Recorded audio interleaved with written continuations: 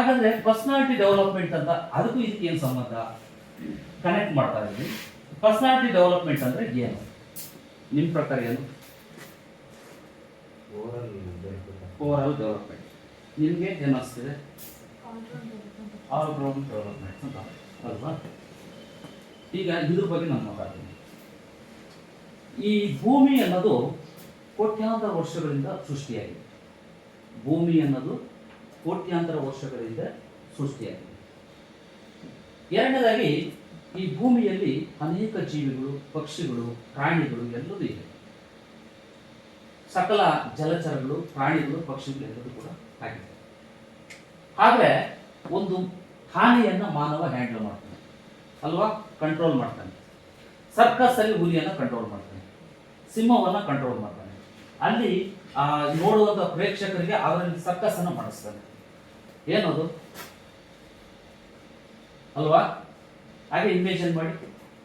ಒಂದು ಎರಡನೇದಾಗಿ ಈ ಜ್ಞಾನ, ಕೌಶಲ, ಮನೋಭಾವ. ಜ್ಞಾನ, ಕೌಶಲ, ಮನೋಭಾವ ಇದು ಯಾರಿಗಿರುತ್ತೋ ಅವನ ವ್ಯಕ್ತಿತ್ವವನ್ನು ಅಭಿವೃದ್ಧಿಪಡಿಸೋದಕ್ಕೆ ಅವಕಾಶ ಆಗುತ್ತೆ. ಜ್ಞಾನ, ಕೌಶಲ, ಮನೋಭಾವ ಯಾರು ಅಳವಡಿಸ್ಕೊಳ್ತಾರೋ ಅವನು ವ್ಯಕ್ತಿತ್ವವನ್ನು ಡೆವಲಪ್ಮೆಂಟ್ ಮಾಡ್ಕೊಳ್ತಾನೆ. ಇನ್ನೊಂದು ಮನುಷ್ಯ ಪ್ರಾಣಿ. ಹೌದಾ? ಹೌದಂದ್ರೆ ಹೌದಾ? ನೀವು ಮನುಷ್ಯ ಪ್ರಾಣಿ ಹೌದಾ? ಆಕ್ಷನ್. ಹಲೋ, ಹಾಯ್, ಮೂಡಲ್ಲಿ ಇದಿರ್ತಾನೆ. ಜೋರಾಗಿ 1 2 3 4 1 2 3 4 ಓಕೆ, ಮೂಡಲ್ಲಿ ಇದ್ದೀರಾ? ಈಗ ಮನುಷ್ಯ ಪ್ರಾಣಿ ಯಾಕೆ? ಎಲ್ಲ ಜೀವಿಗಳಂತೆ ಮನುಷ್ಯನು ಕೂಡ ಜೀವಕೋಶಗಳಿಂದ ಆಗಿದ್ದಾನೆ ಅನ್ನೋಕ್ಕೆ ಇದು ಸೈನ್ಸ್. ಆದರೆ ಮನುಷ್ಯ ಪ್ರಾಣಿ ಅಲ್ಲ. ಇನ್ನೊಂದು ವಾದ ಮುಂದಕ್ಕೆ ಹೋಗ್ಬೋದು. ಮನುಷ್ಯ ಪ್ರಾಣಿ ಅಲ್ಲ. ಯಾಕೆ ಅಂತಂದ್ರೆ ಅಲ್ಲಿ ಮೊದಲನೇ ಪಾಯಿಂಟ್ ನಾನು ಹೇಳಿದ್ದೀನಿ, ಮನುಷ್ಯನಿಗೆ ಕನಸು ಕಾಣುವ ಶಕ್ತಿ ಇದೆ. ಮನುಷ್ಯನಿಗೆ ಕನಸು ಕಾಣುವ ಶಕ್ತಿ ಇದೆ, ಇಮ್ಯಾಜಿನೇಷನ್ಸ್. ನೆಕ್ಸ್ಟ್ ಒಂದು ಕಾನ್ಶಿಯಸ್ ಇದೆ ಅಂತ. ಎರಡನೇದು ಒಂದು ಕಾನ್ಶಿಯಸ್ ಇದೆ, ಕಾನ್ಶಿಯಸ್ ಇದೆ.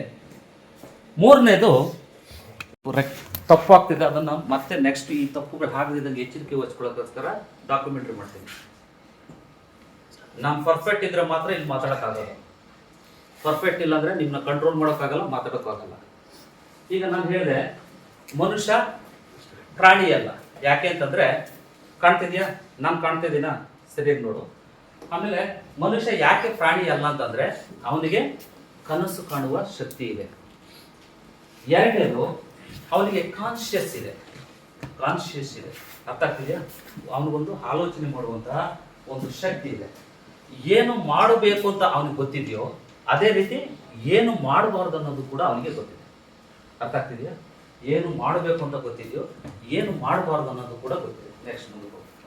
ಆಮೇಲೆ ಮೂರನೇದು ನಾಳೆಯ ಬಗ್ಗೆ ಯೋಚಿಸುವ, ಯೋಜನೆ ಮಾಡುವ. ಅಂದ್ರೆ ನೀವು ಒಂದು ಪ್ರಾಜೆಕ್ಟ್ ರೆಡಿ ಮಾಡಿದ್ರೆ ಅಥವಾ ಒಂದು ಯೋಜನೆ ರೆಡಿ ಮಾಡಿದ್ರೆ ಯೋಚನೆ ಮಾಡುವಂಥದ್ದು ಮತ್ತು ಯೋಜನೆ ಮಾಡುವಂಥದ್ದು ಅವನಿಗೆ ಗೊತ್ತಿದೆ. ನಾಲ್ಕನೇದು ಅವನು ಹೇಳುವಂಥದ್ದು ಏನನ್ನು ಯೋಚಿಸುತ್ತಾನೋ, ಏನನ್ನು ಮಾಡುತ್ತಾನೋ, ಏನನ್ನು ಯೋಜನೆ ರೂಪಿಸಿಕೊಳ್ಳುತ್ತಾನೋ ಅದನ್ನ ಮಾಡಿಬಿಡುವ, ಆಗಿಬಿಡುವ, ಸಾಧಿಸಿ ಬಿಡುವ ಈ ಛಲವನ್ನು ಅವನು ಹೊಂದಿದ್ದಾನೆ. ಅದಕ್ಕೆ ಅವನು ಪ್ರಾಣಿಯಲ್ಲ. ಅರ್ಥ ಆಗ್ತಿದೆಯಾ? ಯಾವ ವ್ಯಕ್ತಿ ಜ್ಞಾನ, ಕೌಶಲ ಮತ್ತೆ ಮನೋಭಾವ, ಪರಿಸರದ ಬಗ್ಗೆ ಯಾರು ಅವನಿಗೆ ಅನುಭವ ಇರುತ್ತೋ ಅವನು ಸಕ್ಸಸ್ ಆಗ್ತಾನೆ ಅಂತ, ಅಂದ್ರೆ ಅವನು ಬೆಳೀತಾನೆ ಅಂತ. ಅರ್ಥ ಆಗ್ತಿದೆಯಾ? ಈಗ ನಾವು ಸಾವಿರಾರು ವರ್ಷಗಳಿಂದ ನಾನು ಬೆಳ್ಕೊಂಬಂದಿದ್ವಿ. ನೀವು ವಿಕಾಸವಾದವನ್ನು ಓದಿದ್ರೆ ವಿಕಾಸವಾದದಲ್ಲಿ ಓಮಿಯೋ ಸಪಿಯನ್ ಅಂತ ಅಲ್ಲಿಂದ ಸ್ಟಾರ್ಟ್ ಆಗಿ ಮಂಗನಿಂದ ಮಾನವನಾಗಿ ಬೆಳೆದು ಬೆಳೆದು ಬೆಳೆದು ಬೆಳೆದು ಬೆಳೆದು ಬೆಳೆದು ಬೆಳೆದು ಇವತ್ತು ನಾನು ನೀವು ಎಲ್ಲ ಇರುವಂಥದ್ದು ಈ ರೀತಿಗೆ ಬೆಳೆದಿದ್ವಿ. ಇದನ್ನೇ ನಾವು ವ್ಯಕ್ತಿತ್ವ ಅಂತ ಹೇಳ್ತೀವಿ. ಈಗ ಬೆಳಿಗ್ಗೆಯಿಂದ ಸಂಜೆ ತನಕ ನಾವೇನು ಕಲಿತೀವಿ, ಬೆಳಿಗ್ಗೆಯಿಂದ ಏನು ಮಾತಾಡ್ತಿದ್ದೀವಿ, ಏನು ಸಂಜೆವರೆಗೆ ಹಾಕ್ತೀವಿ, ಅದನ್ನೇ ಡೆವಲಪ್ಮೆಂಟ್, ವಿಕಸನ ಅಂತ ಅಂತೀವಿ. ನಾಳೆಯ ಬಗ್ಗೆ ಏನು ನಾವು ಇವತ್ತು ಕಲ್ತಿರ್ತೀವೋ ಅದನ್ನೇ ವಿಕಸನ ಅಂತ ಅಂತೀವಿ. ಅರ್ಥ ಆಗ್ತಿದೆಯಾ? ನೆಕ್ಸ್ಟ್ ಮುಂದಕ್ಕೆ ಹೋಗಪ್ಪ. ಹಾಗಾದ್ರೆ ಈ ವ್ಯಕ್ತಿತ್ವ ವಿಕಸನ ಅಂತಂದ್ರೆ ನಮ್ಮಲ್ಲಿರುವಂತ ಒಂದು ದೌರ್ಬಲ್ಯವನ್ನ ಆಮೇಲೆ ಏನು ವೀಕ್ನೆಸ್ ನ್ಯೂನ್ಯತೆಗಳಂತ ಏನಿರುತ್ತೆ. ಎರಡನೇದಾಗಿ ಆಸಕ್ತಿಗಳನ್ನು ನಾವು ಬೆಳೆಸ್ಕೊಳ್ಳೋದಕ್ಕೆ ನಾವು ವ್ಯಕ್ತಿತ್ವ ವಿಕಸನ ಅಂತ ಅಂತೀವಿ. ಇನ್ನೊಂದು ನಾವು ಪರ್ಸನಲ್ ಆಗಿ ವ್ಯಕ್ತಿಗತವಾಗಿ ಬೆಳೆಯುವುದರ ಜೊತೆಗೆ ಸಮಾಜಕ್ಕೆ ಪರಿಣಾಮಕಾರಿಯಾಗಿ ಏನಾದ್ರು ಒಂದು ಕೊಡುಗೆ ಕೊಡೋಕೆ ನಾವು ಆಂತರಿಕವಾಗಿ ಡೆವಲಪ್ ಆಗ್ತೀವೋ ಅದನ್ನು ವ್ಯಕ್ತಿತ್ವ ವಿಕಸನ ಅಂತ ಅಂತೀವಿ. ಅರ್ಥ ಆಯ್ತಾ? ಇದು ಕೇವಲ ನೆಕ್ಸ್ಟ್ ಇದು ಯಾಕಂದ್ರೆ ನಿಮ್ಗೆ ಯಾಕೆ ಬೇಕು?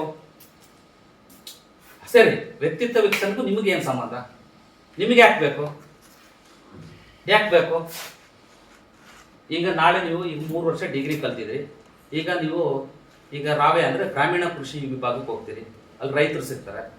ರೈತರ ಜೊತೆ ನೀವು ಮಾತಾಡ್ಬೇಕಾ? ಆಫೀಸರ್ ಜೊತೆಗೆ ಮಾತಾಡ್ಬೇಕಾ? ನಾಳೆ ನಿಮ್ಮ ಫ್ರೆಂಡ್ಸ್ ಜೊತೆಗೆ ಮಾತಾಡ್ಬೇಕಾ?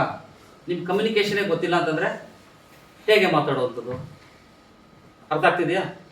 ಹಾಗಾಗಿ ನಾಳೆ ನೀವು ಡಿಗ್ರಿ ಮುಗಿಸ್ಕೊಂಡು ಹೋದಾಗ ಸೊಸೈಟಿಗೆ ಹೋಗ್ತೀರಾ, ಡಿಪಾರ್ಟ್ಮೆಂಟ್ಸಿಗೆ ಹೋಗ್ತೀರಾ. ಅಲ್ಲಿ ನಿಮ್ಮ ಹಿರಿಯ ಅಧಿಕಾರಿ ಜೊತೆಗೆ ವ್ಯವಹಾರ ಮಾಡಬೇಕು, ಅವ್ರ ಜೊತೆಗೆ ಮಾತಾಡಬೇಕು, ನಿಮ್ಮ ಫ್ರೆಂಡ್ಸ್ ಜೊತೆಗೆ ಮಾತಾಡಬೇಕು.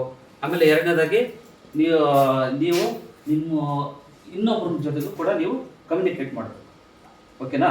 ಅದಕ್ಕೋಸ್ಕರ ನಾವೇನು ಮಾಡ್ತಿದ್ದೀವಿ ಅಂತಂದರೆ ಈ ವ್ಯಕ್ತಿತ್ವ ವಿಕಸನ ಅದಕ್ಕೋಸ್ಕರ ಬೇಕು. ಓಕೆ, ಅದಕ್ಕೋಸ್ಕರ ಈ ವ್ಯಕ್ತಿತ್ವ ವಿಕಸನ ಬೇಕು. ಎರಡನೇದಾಗಿ ನಿಮ್ಗೆ ಒಂದು ಲೀಡರ್ಶಿಪ್ ಕ್ವಾಲಿಟಿ ಬೇಕಾಗುತ್ತೆ. ಈ ವ್ಯಕ್ತಿತ್ವ ವಿಕಸನ ಅಂತಂದರೆ ಕೇವಲ ಮಾತಾಡೋದು ಮಾತ್ರ ಅಲ್ಲ, ಕಮ್ಯುನಿಕೇಷನ್ ಸ್ಕಿಲ್ಸ್, ಲೀಡರ್ಶಿಪ್ ಕ್ವಾಲಿಟಿ. ಏನಾದ್ರು ನಿಮ್ಗೆ ಗೋಲ್ ಇದ್ರೆ ಅದನ್ನ ಗೋಲ್ ಅಚೀವ್ಮೆಂಟ್ ಮಾಡೋದಕ್ಕೆ, ಟೈಮ್ ಮ್ಯಾನೇಜ್ಮೆಂಟ್ ಮಾಡೋದಕ್ಕೆ, ಜೊತೆಗೆ ಎಫೆಕ್ಟಿವ್ ಆಗಿ ಮಾತಾಡೋದಕ್ಕೆ, ಮತ್ತೆ ರಿಲೇಷನ್ಸ್ ಟು ಹ್ಯೂಮನ್ಸ್ ಅಂದರೆ ಬೇರೆಯವ್ರ ಜೊತೆಗೆ ಒಂದು ಸಂಬಂಧವನ್ನು ಇಟ್ಕೊಳ್ಳಿಕ್ಕೆ. ಆಮೇಲೆ ಈ ಥರ ಇನ್ನೊಂದು ನಿಮ್ಮ ಪರ್ಸನಾಲಿಟಿ, ನಿಮ್ಮ ವೈಯಕ್ತಿಕವಾಗಿ ಅಭಿವೃದ್ಧಿ ಆಗಲಿಕ್ಕೆ ಇದ್ರದ್ದು ಬೇಕಾಗುತ್ತೆ. ಅರ್ಥ ಆಗ್ತಿದೆಯಾ? ಹಾಗಾದ್ರೆ ಪರ್ಸನಾಲಿಟಿ ಡೆವಲಪ್ಮೆಂಟ್ ಅಂದರೆ ಏನು? ಓವರ್ ಆಗಿ ಇಂಡಿವಿಜುವಲ್ ಡೆವಲಪ್ಮೆಂಟ್ ಅನ್ನ ಅಥವಾ ನೀವು ವೈಯಕ್ತಿಕವಾಗಿ ಅಭಿವೃದ್ಧಿ ಆಗೋದನ್ನ ನಾವು ಪರ್ಸನಾಲಿಟಿ ಡೆವಲಪ್ಮೆಂಟ್ ಅಂತ ನಾವು ಅಂತೀವಿ. ಕ್ಲಿಯರ್?